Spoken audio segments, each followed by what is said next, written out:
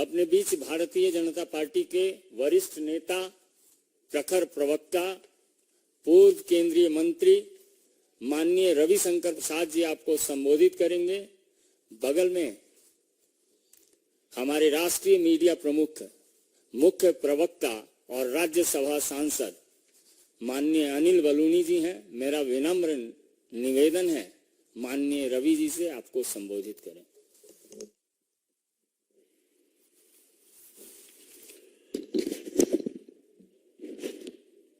श्रद्धेय अनिल बलूनी जी, मित्रवर संजय मयूख जी, सभी पत्रकार मित्रों नमस्ते। कल पार्टी की ओर से सुप्रीम कोर्ट के फैसले के बाद मित्र सुधांशु त्रिवेदी जी ने टिप्पणी की थी, लेकिन आम आदमी पार्टी की कहानी बहुत लंबी चलती है, वो जल्दी खत्म ही नहीं होती है, परत दर परत उस पर निकलती है। आम आदमी का आरोप है कि सरकार उनको खत्म कर रही है। आम आदमी पार्टी खुद को, अपने आप को खत्म कर रही है। हमें ये बताइए,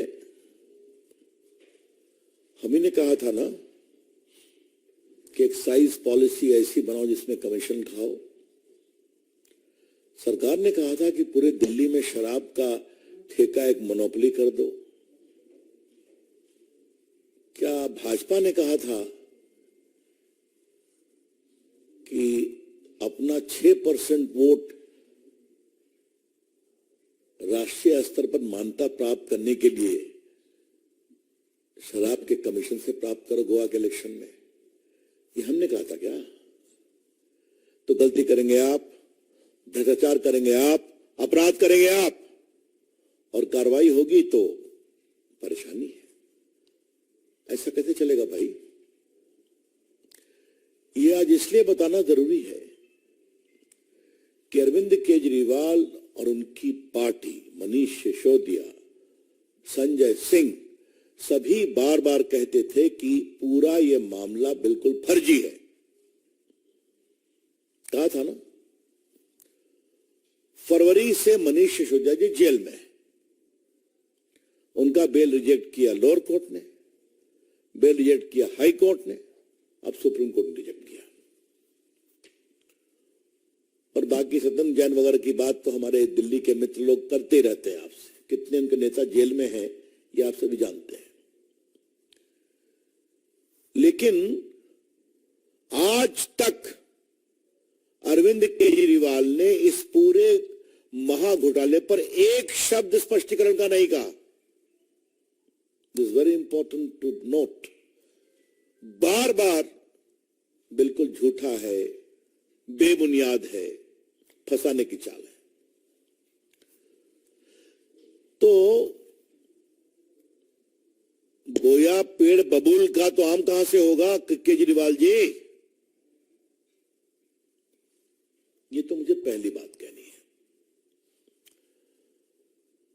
दूसरा विषय, एक राजनीति में और लोकतंत्र में रिकॉल वैल्यू होता है। तो आज थोड़ा रिकॉल वैल्यू बताना जरूरी है कि ये पूरा स्कैम था क्या। आप सभी जानते हैं कि मैं आपके माध्यम से देश को रिकॉल करा रहा हूं। एक नई एक्साइज पॉलिसी बने, इसके लिए ग्रुप ऑफ मिनिस्टर्स बैठा, उसके हेड थे मनीष सिसोदिया जी। उसमें फिर कई चर्चा हुई, बाकी हुई। इसी बीच में दक्षिण भारतीय लॉबी की एंट्री होती है और वो एक मिडिल मैन के थ्रू संपर्क करते हैं, और जब कुछ गड़बड़ी होती है, संदेह होता है, तो विषय अरविंद केजरीवाल के पास पहुंचता है। अरविंद केजरीवाल जी कहते हैं, this middle man is my man, उससे बात करो। और ये बात मैं ऐसी ही नहीं कह रहा हूं, आज के अखबारों में सारा विस्तार से छपा है। आज के अखबार में मैं लेकर के आया हूं, इसलिए मैं कोई उड़ती फिरती बात नहीं कह रहा हूं। उसके बाद जो रिपोर्ट बन के आई उसको कहा नहीं, केजरीवाल जी के घर की बैठक में कहा ये जीएम की रिपोर्ट मानी जाएगी। और जीएम की रिपोर्ट कौन थी? जो सदन लॉबी ने बना कर करके अपना पूरा फायदे का बना करके दिया था। और ये बात मैं नहीं कह रहा हूं, अरविंद केजरीवाल के जो सेक्रेटरी हैं उन्होंने कहा इन्वेस्टिगेशन में, अरे सॉरी मनीष सिसोदिया के। और ये सब बातें रिकॉर्ड पर है। सीबीआई भी इंक्वायरी कर रही है, ईडी भी इंक्वायरी कर रही है, चार्जशीट फाइल हुई है, आप सभी जानते हैं। इसी में एक और सवाल उठता है, क्या इतना बड़ा स्कैम बिना केजरीवाल के आशीर्वाद से हो सकता है क्या? जो लोग दिल्ली सरकार को जानते हैं और उनके चाल चलन को जानते हैं, such a massive scam cannot take place without the clear approval of Mr. Kejriwal. और जो बातें आई यहां पर उन्होंने साफ कहा कि हमारा आदमी इससे कांटेक्ट करो। जब मिलना नहीं संभव हुआ तो फेस टाइम से बात हुई और उसके बाद उन्होंने जो बनाया एक लॉबी ने, वो पूरी रिपोर्ट को उसी में समाहित कर दिया गया। तो ये तो बड़े गहरे, सीधे और परिस्थिति जन साक्ष्य उपलब्ध है। लॉ में कहते हैं direct evidence and very suspicious circumstantial evidence. तो ये दोनों उपलब्ध हैं। ये सुप्रीम कोर्ट का कल का बेल रिजेक्ट किया वो पूरा आदेश है। मुझे लगता है आप लोगों ने भी पढ़ा होगा, लेकिन मैं इसके 3-4 paragraph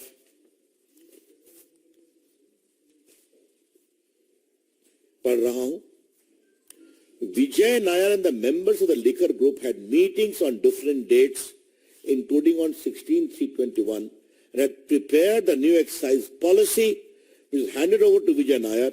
Thereupon, the commission fee, which was earlier fixed at minimum of 5%, was enhanced to fixed fee of 12% payable to wholesale distributors. The appellant Manish Sisodia was aware that three legal manufacturers have 85% share in liquor market. सब मैं supreme court से coat कर रहा हूं। और उसके बाद the excess amount of 7% commission fee earned by the wholesale distributor of rupees 338 crores only constitute an offence under section 7 of the Prevention of Corruption Act relating to public servant bribed. This amount was earned by the wholesale distributors in a span of 10 months. This figure cannot be disputed or challenged. मैं फिर कह रहा हूं, ये supreme court का कहना है। This figure cannot be disputed or challenged. Thus, the new excise policy was meant to give windfall gains to select few wholesale distributors who in turn had agreed to give kickbacks and bribes. Supreme court को पढ़ा ना कि उनको 5% का सीधा 12% किया गया, 7% AXA लगभग 338 करोड़ हुआ। ये जो उनको विंडफॉल गेन हुआ, ये पूरे किकबैक्स और ब्राइब के लिए यूज हुआ। तो फिर 10 महीने में इसको हटा क्यों दिया? जब लेफ्टिनेंट गवर्नर साहब ने कहा कि इसकी इंक्वायरी कराएंगे, क्योंकि सारे पदाधिकारी बड़े अचंभित थे कि हो क्या रहा है, ये तो हम लोग की गर्दन न Peggy. They had told the governor and the chief secretary कि इसमें गड़बड़ी बहुत है। इसी के साथ एक दूसरी बहुत महत्वपूर्ण बात है, अगर ये इतना ही बढ़िया नियम था तो इसको 10 महीने में क्यों स्क्रैप कर दिया? वाई? अगर आप ठीक है तो होना चाहिए था, तो आपने इस पूरे नियम को स्क्रैप क्यों कर दिया? देखिए, जो मनीष सिसोदिया के सेक्रेटरी हैं, उन्होंने क्या कहा, यह भी सुप्रीम कोर्ट का पार्ट है। One day around mid-March 21, Deputy CM called him to the residence of Chief Minister Arvind Kejriwal and handed over around 30-page documents, which was a draft group of ministers' report. Sri Satinder Jain and Deputy CM Manish Sisodia were also present along with CM in his house. Deputy CM told that this is the base document on which the final GOM report is to be made over.